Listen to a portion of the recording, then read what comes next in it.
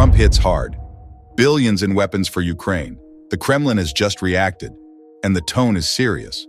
According to Dmitry Peskov, Moscow's spokesperson, Ukraine has been given a clear signal to continue the war. Why? Because President Trump has approved billions of dollars in new arms sales to Kyiv. These new deliveries are deeply worrying for Moscow, and for good reason. They mark a turning point in Trump's approach toward Vladimir Putin. No more bridges for diplomacy. Now it's all about showing strength. Meanwhile, the war continues to rage on the ground. Last night, a Ukrainian drone struck regions near the Russian border, injuring at least 18 people. In Zaporizhia, Russian drones injured 2 more and caused severe damage to buildings. In Brussels, the war in Ukraine also dominates the agenda. The foreign ministers of the 27 European Union member states are meeting to discuss a fresh round of sanctions against Russia. EU diplomacy, led by Kaja Kallas, hopes to hit harder and faster.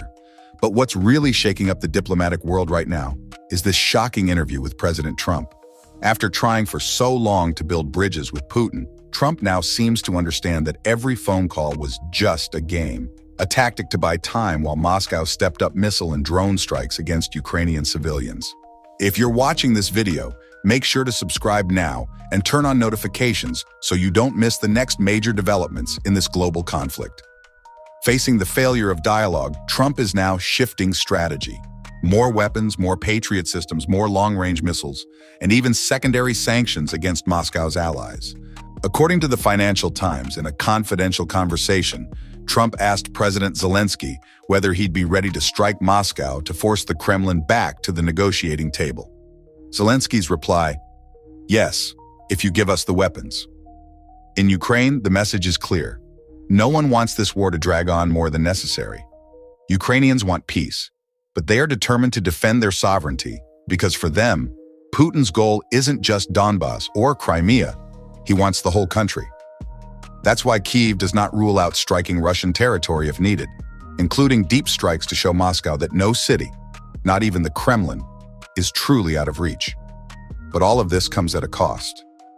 Ukrainians welcome the US help and NATO's commitment, but they also view Trump's 50-day ceasefire deadline with deep skepticism. For Kyiv, this delay mainly gives Moscow time to continue its summer offensive and claim more victims. For them, the only language the Kremlin understands is strength. More weapons, more patriots, more sanctions, now, not tomorrow. Tell me in the comments, do you think striking Moscow is the right way to end this war? Share this video to spread the word and join the community. One thing is certain. On the battlefield and behind the diplomatic scenes, the war in Ukraine is entering a new and even more unpredictable phase.